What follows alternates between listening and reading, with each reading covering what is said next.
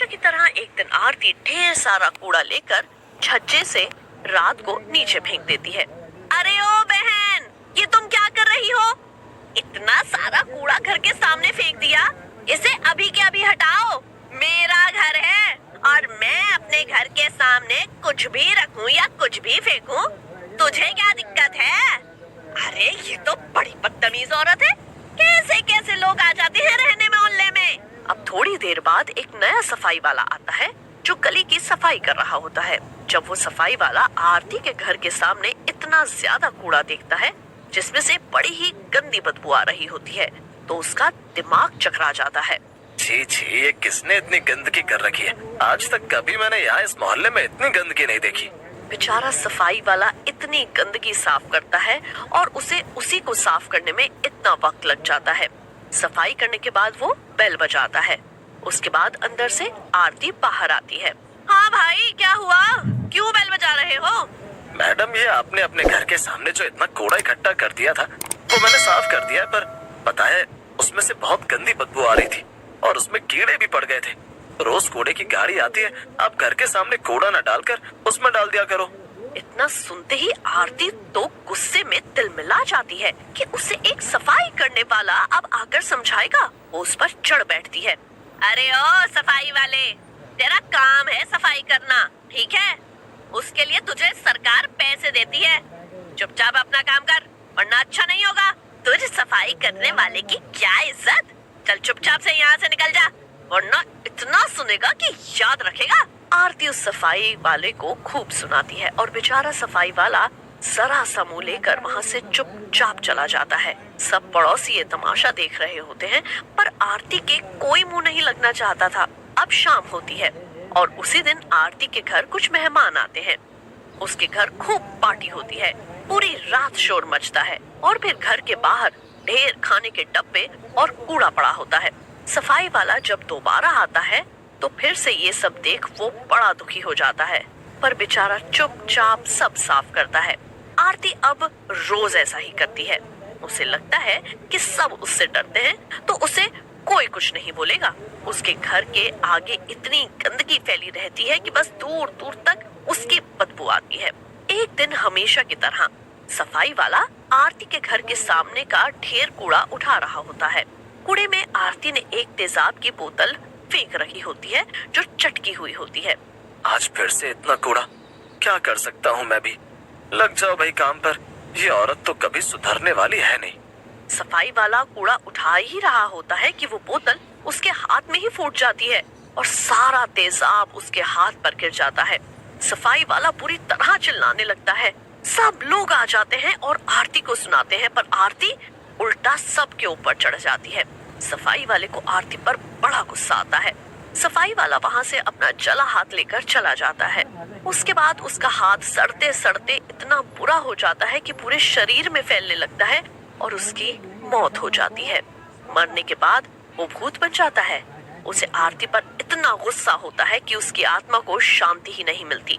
उस औरत की वजह से मैं कितना परेशान हुआ। हर रोज जानबूझकर उसने मेरे साथ ऐसा किया। उसकी वजह से मेरा पूरा परिवार बिखर गया। अब मैं उसे नहीं छोड़ूंगा। उसे ऐसा सबक सिखाऊंगा कि जिंदगी भर याद रखेगी। अब बताऊंगा इसे तो मैं। बड़ा दुखी किया इसने मुझे, अब इसकी बारी है। भूतिया सफाई वाला अपने हाथ को घुमाता है और सारा कूड़ा उड़कर आरती के घर के अंदर जाने लगता है। धीरे धीरे आरती का पूरा घर उसी के फेंके हुए कूड़े से भर जाता है।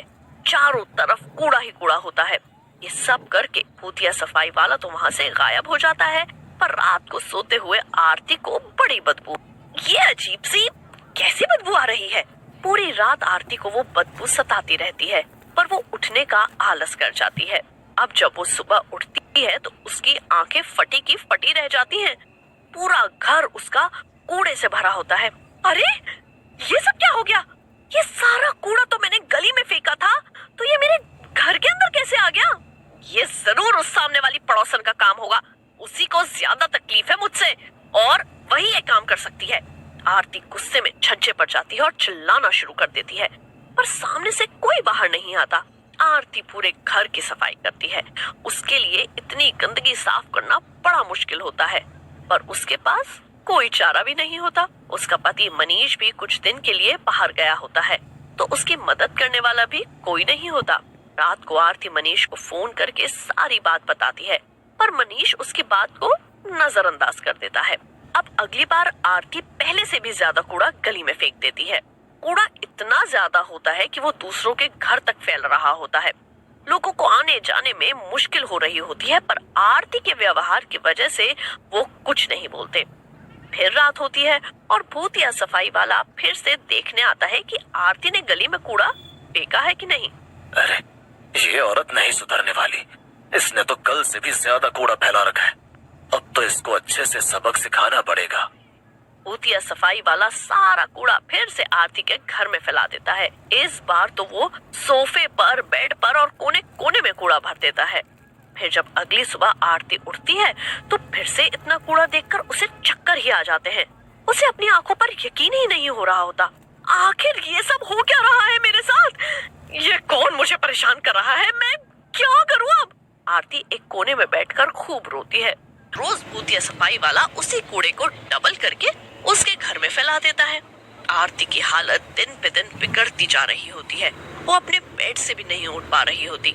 पड़ोसी आपस में एक दिन बात कर रहे होते हैं। अरे, ये आरती बड़े दिन से नहीं दिख रही और इसके घर के सामने कूड़ा भी नहीं है। आखिर ये घर में भी है या नहीं? दोनों पड़ोसन जाकर देखती हैं तो घर में घुसने से पहले ही बदबू की वजह से उन्हें चक्कर आ जाते हैं। दोनों अंदर जाकर देखती हैं तो पूरा घर कूड़े से भरा होता है और आरती बेड पर बुरी हालत में पड़ी होती है। दोनों पड़ोसन उसके घर और उसकी हालत देखकर एकदम दंग रह जाती हैं। अरे आरती, ये तुमको क्या हुआ? और ये सब क्या है? मुझे नहीं पता। रोज सुबह जब उठती हूँ तो मेरा घर कूड़े से भरा होता है। दोनों पड़ोसन को यकीन दिलाने के लिए आरती रात को कूड़ा गली में फेंकती है।